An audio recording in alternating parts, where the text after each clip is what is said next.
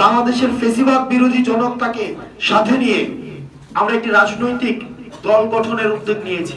গঠন, গণতন্ত্রকে প্রাতিষ্ঠানিক রূপ প্রদান এবং সাম্য মানবিক মর্যাদা ও সামাজিক সুবিচারে বাংলাদেশ গড়ার জন্য এখনো আমাদের কাজটা অসমাপ্ত রয়ে গিয়েছে। আমরা এই পুরো রাষ্ট্র ব্যবস্থার মধ্যে, ফ্যাসিবাদী রাষ্ট্র ব্যবস্থার মধ্যে শুধুমাত্র আমরা হাসিনার পতন ঘটাতে পেরেছি, গণভবনের পতন ঘটাতে পেরেছি, কিন্তু গণভবনের সাথে আমাদের রাষ্ট্র উপাদানের অন্যান্য যে বিষয়গুলো রয়েছে এবং এই ভূখণ্ডের মানুষের দীর্ঘদিনের লড়াই, সাম্য, সামাজিক ন্যায় বিচার এবং মানবিক মর্যাদার যে দীর্ঘ লড়াইটি রয়েছে, এই লড়াইয়ের আমরা কিন্তু চূড়ান্ত বিজয় অর্জন করতে পারিনি। আপনারা জানেন যে এই ভূখণ্ডের মানুষ 1947 সালের পাকিস্তান আন্দোলন, 1971-এর মহান মুক্তিযুদ্ধ, 1990 এর অভ্যুত্থানের মধ্য দিয়ে সব সময় একটি জুলুম ও শোষণহীন সমাজ ব্যবস্থার, রাষ্ট্র ব্যবস্থার আকাঙ্ক্ষা বারবার মানুষ ব্যক্ত করেছে। কিন্তু দুঃখজনক বিষয় হচ্ছে যে আমাদের বিদ্যমান যে রাজনৈতিক কাঠামো রয়েছে, আমাদের এই বিদ্যমান রাজনৈতিক কাঠামো এবং রাজনৈতিক দলগুলো এই মানুষের আশা আকাঙ্ক্ষাকে ধারণ করতে ব্যর্থ হয়েছে। একই সাথে সাথে মানুষের এই আশা আকাঙ্ক্ষাকে, গণমানুষের আশা আকাঙ্ক্ষাকে বাস্তবে রূপ দিতে ব্যর্থ হয়েছে আমাদের বিদ্যমান রাজনৈতিক দল এবং রাজনৈতিক কাঠামো।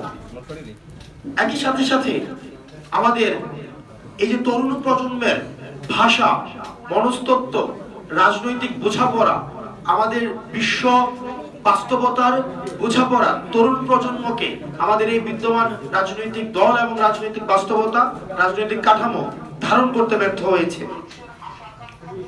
তো সেই জায়গা থেকে আমাদের যে অভ্যুত্থানের শক্তি, ছাত্র তরুণরা অভ্যুত্থানের মধ্য দিয়ে সৃষ্টি হওয়া, এই যে ক্রমশ যেই আমাদের এই ভূখণ্ডের মানুষের আশা আকাঙ্ক্ষা এবং নতুন করে 24 পরবর্তীতে মানুষের যে আশা আকাঙ্ক্ষা তৈরি হয়েছে, ফেসিবাদ উত্তর বাংলাদেশ, যেখানে সাম্য, সামাজিক ন্যায় বিচার এবং মানবিক মর্যাদাকে প্রাধান্য রেখে আমাদের যে নতুন রাষ্ট্রকল্প মানুষ চিন্তা করছে এখন, সেটিকে ধারণ করে বাংলাদেশের ফেসিবাদ বিরোধী জনতাকে সাথে নিয়ে আমরা একটি রাজনৈতিক দল গঠনের উদ্যোগ নিয়েছি। অতীতের মতো নয় যে আমরা একটি ধারণ করা আদর্শ, আমরা নিজেদের ধারণ করা রাজনৈতিক কাঠামো মানুষের উপরে চাপিয়ে দিব, বরং আমরা মানুষের মতামত নিয়ে, আপনারা যদি গণ অভ্যুত্থানের পর্বটি দেখেন, গণ অভ্যুত্থানের পর্বেও আমরা আমাদের যে কর্মসূচি, এই হাসিনার কে পতনের জন্য আমাদের যে কর্মসূচি, সেটি জনগণের অপ্রকাশিত ভাষাগুলোকে আমাদের যে দমিয়ে রাখা হয়েছে, টুটি চেপে ধরে রাখা হয়েছে, আমাদের মিডিয়াগুলোকে নিয়ন্ত্রণ করেছে, যা মিডিয়া বলতে পারতো না। এক্সটেনশন না, আপনি দেখেন এই যে বৈষম্যবিরোধী ছাত্র আন্দোলন এবং জাতীয় নাগরিক কমিটি, এটা হচ্ছে গণ অভ্যুত্থানের যে আমাদের ভ্যানগার্ড হিসেবে আমাদের পরবর্তী কার্যক্রম পরিচালনা করবে।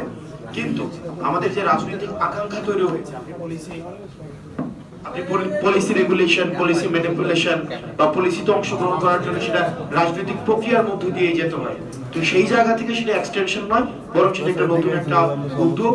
এই উদ্যোগের মধ্য দিয়ে সেখানে নতুন রাজনৈতিক আকাঙ্ক্ষাকে বাস্তবে পরিণত করার জন্য সেটি গড়ে তোলা হচ্ছে। আচ্ছা, যে বিষয়টা হলো গত 53 বছরে যে প্রক্রিয়ার মধ্যে কোনো রাজনৈতিক দল আসলে ছিল না, আমরা মনে করি যে নেতৃত্বের যে জায়গাটা, এটা কোনো লাক্সারি প্লেস না, এটা হলো রেসপন্সিবিলিটি। আমরা বরাবরই বলে থাকি আমরা দায় এবং দরদের রাজনীতি করব। পিপলের প্রতি আমাদের দরদ আছে, সেই জায়গা থেকে আমাদের দায় আসতেছে।